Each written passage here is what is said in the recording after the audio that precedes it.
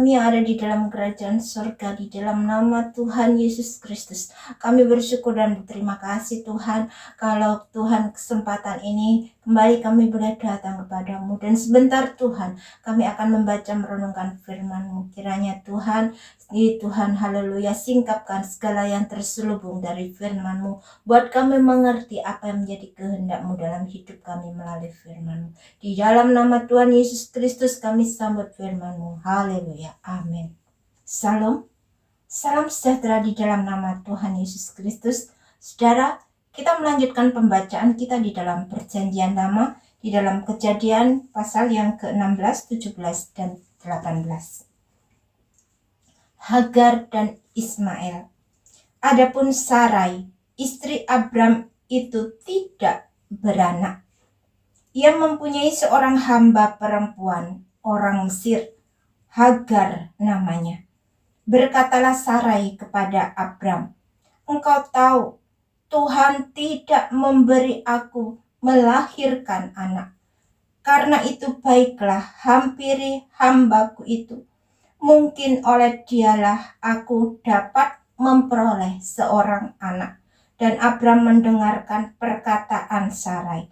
Jadi Sarai istri Abram itu mengambil Hagar hambanya, orang Mesir itu, yakni ketika Abram telah 10 tahun tinggal di tanah Kanaan, lalu memberikannya kepada Abram suaminya untuk menjadi istrinya.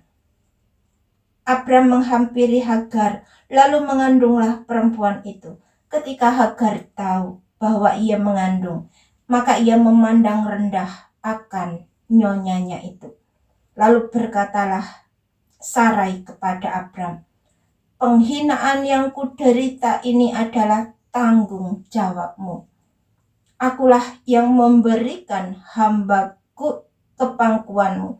Tetapi baru saja ia tahu bahwa ia mengandung, ia memandang rendah akan aku. Tuhan kiranya yang menjadi hakim antara aku dan engkau, kata Abram kepada Sarai. "Hambamu itu di bawah kekuasaanmu. Perbuatlah kepadanya apa yang kau pandang baik." Lalu Sarai menindas Hagar, sehingga ia lari meninggalkannya. Lalu malaikat Tuhan menjumpainya dekat suatu mata air di padang gurun, yakni dekat mata air di jalan ke Syur. Katanya, "Hagar, hamba Sarai, dari manakah datangmu dan kemanakah pergimu?" Jawabnya, "Aku lari kepada Sarai, nyonyaku." Lalu kata malaikat Tuhan itu kepadanya, "Kembalilah kepada nyonyamu. Biarkanlah engkau ditindas di bawah kekuasaannya." Lagi kata malaikat Tuhan itu kepadanya, "Aku akan membuat sangat banyak keturunanmu, sehingga tidak dapat dihitung karena banyaknya."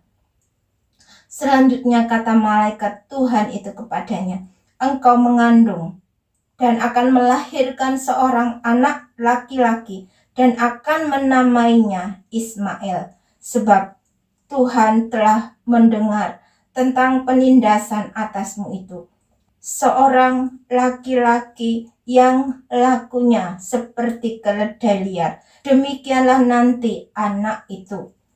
Tangannya akan melawan tiap-tiap orang dan tangan tiap-tiap orang akan melawan dia. Dan di tempat kediamannya ia akan menentang semua saudaranya." Kemudian Hagar menamakan Tuhan yang telah berfirman kepadanya itu dengan sebutan, "Engkaulah El-Roi." Sebab katanya, "Bukankah di sini kulihat Dia yang telah melihat aku?" Sebab itu sumur tadi disebutkan orang sumur Lahai-Roi. Letaknya antara Kadesi dan Beret. Lalu Hagar melahirkan seorang anak laki-laki bagi Abram, dan Abram menamai anak yang dilahirkan Hagar itu Ismail. Abram berumur 86 tahun ketika Hagar melahirkan Ismail baginya. Sunat sebagai tanda perjanjian Allah dengan Abraham.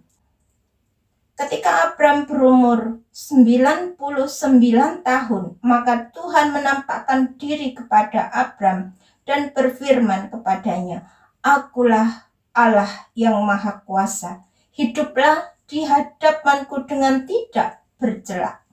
Aku akan mengadakan perjanjian antara aku dan engkau, dan aku akan membuat engkau sangat banyak." Lalu sujudlah Abram, dan Allah berfirman kepadanya, "Dari pihakku, inilah perjanjian dengan engkau. Engkau akan menjadi bapa sejumlah besar bangsa.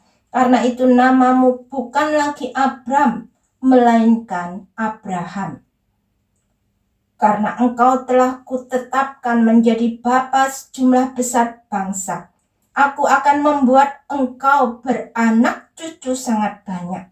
Engkau akan kubuat menjadi bangsa-bangsa, dan daripadamu akan berasal raja-raja. Aku akan mengadakan perjanjian antara aku dan engkau, serta keturunanmu turun-temurun, menjadi perjanjian yang kekal, supaya aku menjadi Allahmu dan Allah keturunanmu.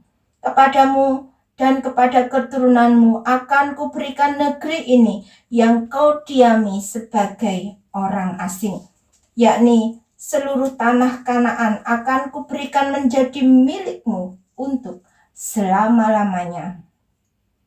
Dan aku akan menjadi Allah mereka. Lagi firman Allah kepada Abram, "Dari pihakmu engkau harus memegang perjanjianku. Engkau dan keturunanmu turun-temurun. Inilah perjanjianku yang harus kamu pegang. Perjanjian antara aku dan kamu serta keturunanmu. Yaitu setiap laki-laki di antara kamu harus disunat. Haruslah dikerat kulit katanmu. Dan itulah akan menjadi tanda perjanjian antara aku dan kamu. Anak yang berumur 8 hari haruslah disunat, yakni setiap laki-laki di antara kamu turun-temurun, baik yang lahir di rumahmu maupun yang dibeli dengan uang dari salah seorang asing, tetapi tidak termasuk keturunanmu. Orang yang lahir di rumahmu dan orang yang engkau beli dengan uang harus disunat. Maka dalam dagingmu lah perjanjianku itu menjadi perjanjian yang kekal. Dan orang yang tidak disunat, yakni laki-laki yang tidak dikerat kulit katannya, maka orang itu harus dilenyapkan dari antara orang-orang sebangsanya. Ia telah mengingkari perjanjianku." Selanjutnya Allah berfirman kepada Abraham tentang istrimu Sarai, "Janganlah engkau menyebut dia lagi Sarai, tetapi Sarah, itulah namanya. Aku akan memberkatinya dan daripadanya juga aku akan memberikan kepadamu seorang anak laki-laki. Bahkan aku akan memberkatinya sehingga ia menjadi ibu bangsa-bangsa. Raja-raja bangsa-bangsa akan lahir daripadanya." Lalu tertunduklah Abraham dan tertawa serta berkata dalam hatinya, "Mungkinkah bagi seorang yang berumur 100 tahun dilahirkan seorang anak? Dan mungkinkah Sarah yang telah berumur 90 tahun itu melahirkan seorang anak?" Dan Abraham berkata kepada Allah, sekiranya Ismail diperkenankan hidup di hadapanmu." Tetapi Allah berfirman, "Tidak, melainkan istrimu Sarahlah yang akan melahirkan anak laki-laki bagimu, dan engkau akan menamai dia Ishak. Dan aku akan mengadakan perjanjianku dengan dia menjadi perjanjian yang kekal untuk keturunannya. Tentang Ismail, aku telah mendengarkan permintaanmu. Ia akan kuberkati, kubuat beranak cucu dan sangat banyak. Ia akan memperanakkan 12 raja, dan aku akan membuatnya menjadi bangsa yang besar. Tetapi perjanjianku akan kuadakan dengan Ishak yang akan dilahirkan Sarah bagimu. Tahun yang akan datang pada waktu seperti ini juga." Setelah selesai berfirman kepada Abraham, naiklah Allah meninggalkan Abraham. Setelah itu Abraham memanggil Ismail anaknya dan semua orang yang lahir di rumahnya, juga semua orang yang dibelinya dengan uang, yakni setiap laki-laki dari isi rumahnya. Lalu ia mengerat kulit katan mereka pada hari itu juga, seperti yang telah difirmankan Allah kepadanya. Abraham berumur 99 tahun ketika dikerat kulit katanya, dan Ismail anaknya berumur 13 tahun ketika ia dikerat kulit katanya. Pada hari itu juga Abraham dan Ismail anaknya disunat, dan semua orang dari isi rumah Abraham, baik yang lahir di rumahnya maupun yang dibeli dengan uang dari orang asing, disunat bersama-sama dengan dia. Allah mengulangi menjanjikan seorang anak laki-laki kepada Abraham.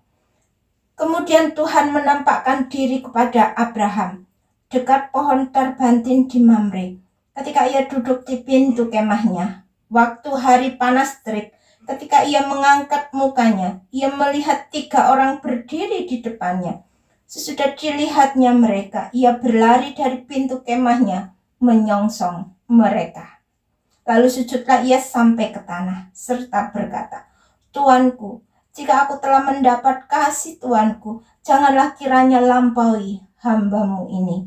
Biarlah diambil air sedikit, basuhlah kakimu, dan duduklah beristirahat di bawah pohon ini. Biarlah aku ambil sepotong roti, supaya tuan-tuan segar kembali.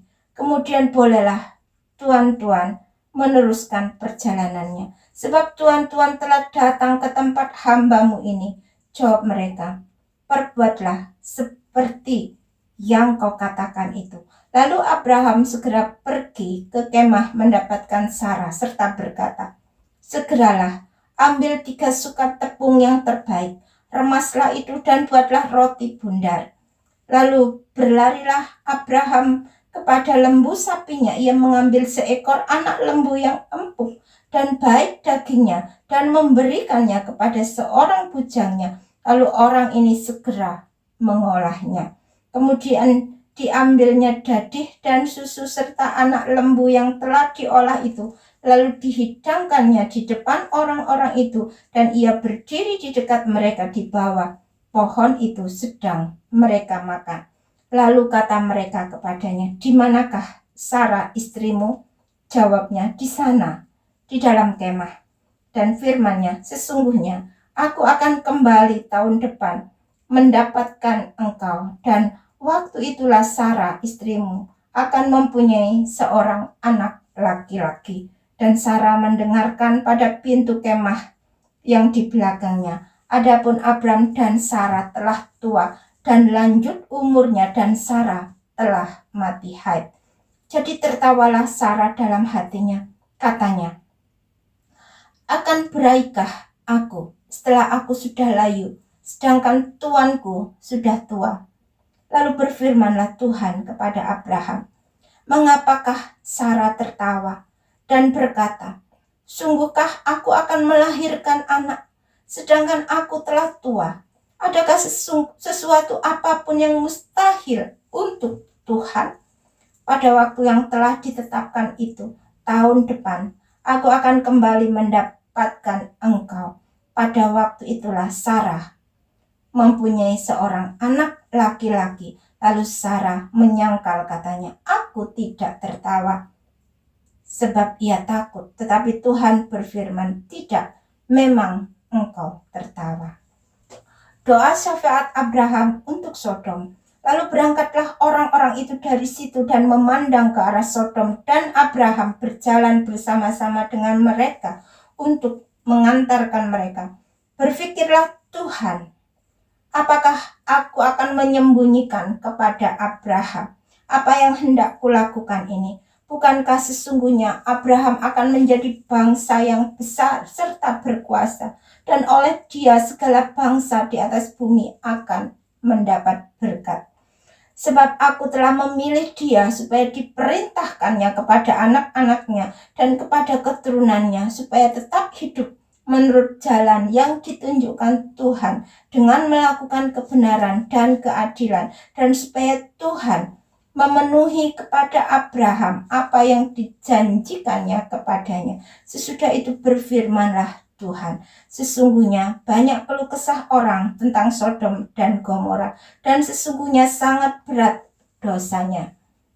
Baiklah, aku turun untuk melihat apakah benar-benar mereka telah berkelakuan seperti keluh kesah orang yang telah sampai kepadaku atau tidak. Aku hendak mengetahuinya. Lalu berpalinglah orang-orang itu dari situ dan berjalan ke Sodom. Tetapi Abraham masih tetap berdiri di hadapan Tuhan.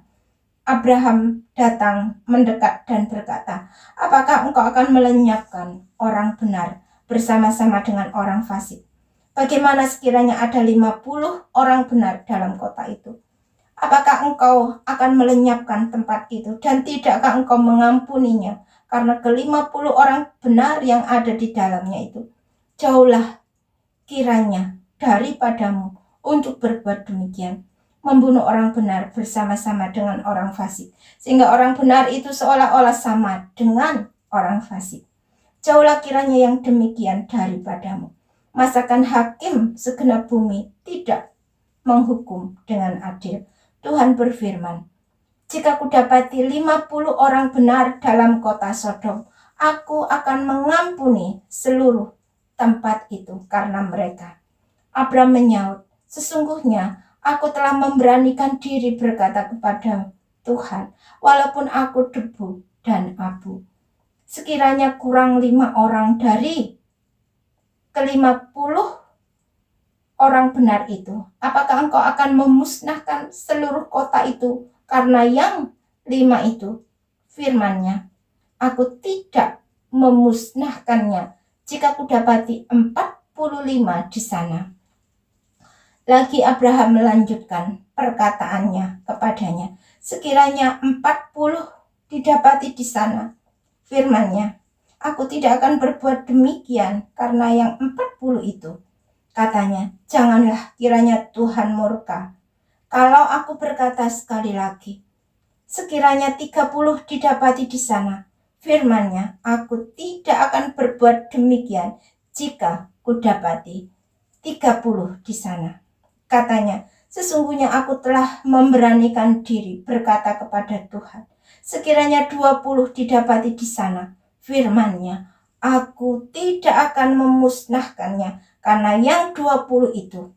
Katanya, janganlah kiranya Tuhan murka kalau aku berkata lagi sekali ini saja, sekiranya 10 didapati di sana. Firman-Nya, aku tidak akan memusnahkannya karena yang 10 itu. Lalu pergilah Tuhan setelah ia selesai berfirman kepada Abraham, dan kembalilah Abram ke tempat tinggalnya. Bacaan kita lanjutkan di dalam Wahyu pasal yang ke-6. Ke-6 meterai pertama dibuka. Maka aku melihat anak domba itu membuka yang pertama dari ke-7 meterai itu. Dan aku mendengar yang pertama dari ke-4 makhluk itu berkata dengan suara bagaikan bunyi guruh, mari. Dan aku melihat sesungguhnya ada seekor kuda putih dan orang yang menungganginya memegang sebuah panah dan kepadanya dikaruniakan sebuah mahkota. Lalu ia maju sebagai pemenang untuk merebut kemenangan. Dan ketika anak domba itu membuka meterai yang kedua, aku mendengar makhluk yang kedua berkata, mari. Dan majulah seekor kuda lain, seekor kuda merah padam, dan orang yang menungganginya dikaruniakan kuasa untuk mengambil damai sejahtera dari atas bumi, sehingga mereka saling membunuh. Dan kepadanya dikaruniakan sebilah pedang yang besar. Dan ketika anak domba itu membuka meterai yang ketiga, aku mendengar makhluk yang ketiga berkata, mari. Dan aku melihat sesungguhnya ada seekor kuda hitam dan orang yang menungganginya memegang sebuah timbangan di tangannya. Dan aku mendengar seperti ada suara di tengah-tengah keempat makhluk itu berkata, secupak gandum sedinar dan 3 cupak jelai sedinar. Tapi janganlah rusakkan minyak dan anggur itu. Dan ketika anak domba itu membuka meterai yang keempat, aku mendengar suara makhluk yang keempat berkata, "Mari." Dan aku melihat sesungguhnya ada seekor kuda hijau kuning, dan orang yang menungganginya bernama Maut, dan kerajaan maut mengikutinya. Dan kepada mereka diberikan kuasa atas seperempat dari bumi, untuk membunuh dengan pedang, dan dengan kelaparan dan sampar, dan dengan binatang-binatang buas yang di bumi. Dan ketika anak domba itu membuka meterai yang kelima, aku melihat di bawah mezbah jiwa-jiwa mereka yang telah dibunuh oleh karena firman Allah dan oleh karena kesaksian yang mereka miliki. Dan mereka berseru dengan suara nyaring, katanya, "Berapa lamakah lagi, ya penguasa yang kudus dan benar, engkau tidak menghakimi dan tidak membalaskan darah kami kepada mereka yang diam di bumi?" Dan kepada mereka masing-masing diberikan sehelai jubah putih, dan kepada mereka dikatakan bahwa mereka harus beristirahat sedikit waktu lagi, hingga genap jumlah kawan-kawan pelayan dan saudara-saudara mereka yang akan dibunuh sama seperti mereka. Maka aku melihat ketika anak domba itu membuka meterai yang keenam, sesungguhnya terjadilah gempa bumi yang dahsyat, dan matahari menjadi hitam bagaikan karung rambut, dan bulan menjadi merah seluruhnya bagaikan darah, dan bintang-bintang di langit berjatuhan ke atas bumi bagaikan pohon ara, menggugurkan buah-buahnya yang mentah apabila ia digoncang angin yang kencang. Maka menyusutlah langit bagaikan gulungan kitab yang digulung, dan tergeserlah gunung-gunung dan pulau-pulau dari tempatnya. Dan raja-raja di bumi dan pembesar-pembesar serta perwira-perwira dan orang-orang kaya serta orang-orang berkuasa dan semua budak-budak serta orang merdeka bersembunyi di dalam gua-gua dan celah-celah batu karang di gunung. Dan mereka berkata kepada gunung-gunung dan kepada batu-batu karang itu, "Runtuhlah menimpa kami dan sembunyikanlah kami terhadap Dia yang duduk di atas tahta dan terhadap murka anak domba itu, sebab sudah tiba hari besar murka mereka, dan siapakah yang dapat bertahan?" Berbahagialah setiap yang mendengar firman Tuhan dan yang melakukan di dalam kehidupannya. Bapak, kami bersyukur dan berterima kasih Tuhan, kami sudah membaca firman-Mu, Bapa, kiranya tanamkan apa yang baik itu di dalam hati kami, dan beri kami kemampuan-Mu Bapa untuk kami boleh melakukannya dalam kehidupan kami. Sepanjang hari ini Bapa, kami serahkan ke dalam tangan kuat kuasa-Mu, kami menyerahkan apapun yang kami lakukan, apapun yang kami kerjakan ke dalam tangan kuat kuasa-Mu. Di dalam nama Tuhan Yesus Kristus kami menyerahkan semua dan semuanya ini. Haleluya. Amin.